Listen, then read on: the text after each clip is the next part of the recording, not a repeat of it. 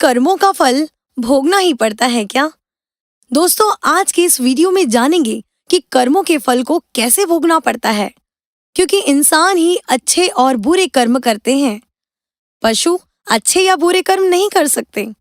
तो इसको जानने के लिए इस वीडियो के लास्ट तक बने रहना पड़ेगा।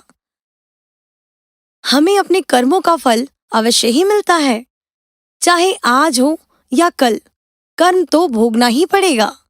इसलिए कर्म करने से पहले एक बार अवश्य सोचें, क्या मैं सही कर रहा हूँ? कर्म करने से पहले ये सोच लें तो शायद आप और हम बुरे कर्म करने से बच सकते हैं। अगर आप अपने को बुरे कर्म करने से बचा लिया तो मिलने वाले सजा से भी बचा लिया। यदि आपने बुरा कर्म कर लिया तो उसका फल भी आपको एक ना एक दिन अवश्य मिलेगा। इस जन्म में नहीं तो अगले जन्म में उसका फल अवश्य मिलता है। गीता में भी कर्मों को सबसे ऊंचा बताया गया है, क्योंकि कर्म ही हमारे भाग्यों का निर्माण करते हैं। इसलिए हम जैसा कर्म करते हैं उसका फल उसी रूप में प्राप्त होता है। भगवान की न्याय व्यवस्था बहुत ही सुदृढ़ है। कर्म का फल अच्छे कार्य करने वाले को अच्छा, बुरे कर्म करने वाले को बुरा फल मिलेगा। ईश्वर ने प्रत्येक कर्मों के फल को भोगने का समय निर्धारित कर दिया है। समय से पहले या पीछे फल की प्राप्ति नहीं होगी। प्रभु के नियम को सभी लोग समझ नहीं पाते। आज जो भी हम कर्म कर रहे हैं उनसे ही हमारे भाग्य की रचना होती है।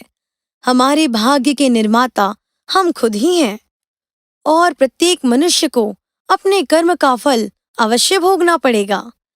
इस समय जो दुख हम भोग रहे हैं वो हमारे ही पिछले जन्म का या इस जन्म के किए गए कर्मों का फल है। प्रभु को दोष कभी नहीं देना चाहिए। भगवान का एक विधान है कि हमारे कर्म, विचार और भावना के अंतर्गत ही हमें सुख दुख की प्राप्ति होती है। मनुष्य के किए गए पाप का फल कब मिलेगा उसका कुछ पता नहीं। भगवान का विधान विचित्र है।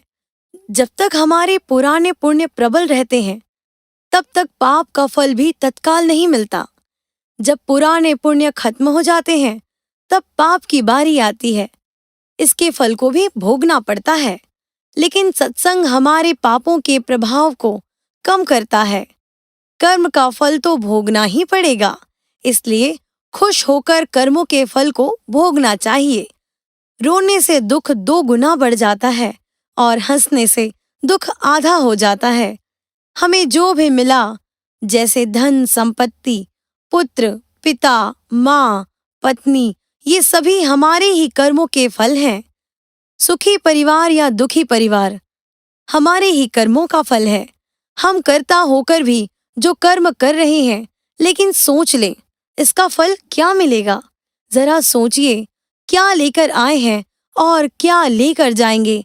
मनुष्य को ऐसी कमाई करनी चाहिए जो इस संसार में भी काम आए और मृत्यु के बाद भी ले जा सके।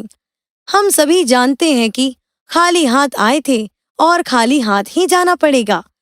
संसार का कोई पदार्थ साथ जाने वाला नहीं है, चाहे राजा हो या भिखारी। फिर संसार के पदार्थों में इतना मोह लगाव क्यों रखें? साथ में हमारे जाएंगे हमारे किए गए अच्छे या बुरे कर्म।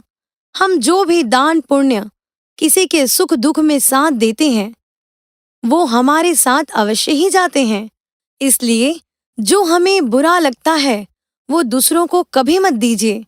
जैसे गाली, गुस्सा, कटु शब्द, अपमान, बेइज्जत इत्यादि जो हमें अच्छी लगती है वो दूसरों को बिना मांगे अवश्य दे। जैसे लक्ष्मी, मीठी बातें, सम्मान, व्यवहार दोनों हाथों से बांटें और परोपकार करें, दान धर्म करें। संतों ने कहा है, जो तुम समेटते हो वो तो सपना है, जो बांटते हो वही तो अपना है। इसलिए जितना बांटोगे वही तुम्हारे साथ जाएगा। याद रखो, संसार की कोई वस्तु से तुम्हारा स्थायी संबंध नहीं है। एक दिन सब चीज को छोड़कर खाली हाथ चले जाना है। सिर्फ भगवान का साथ कभी नहीं छूटने वाला है। साथ जो जाएगा वो अपना है, जो नहीं जाएगा वो पराया है। इसलिए जो पराया है उससे मोह क्यों रखें। भगवान का आदेश है कि हर कार्य को प्रभु के निमित्त समझकर फल प्रभु को छोड़ दो। वो कभी भी हमारे साथ अन्याय नहीं होने देंगे।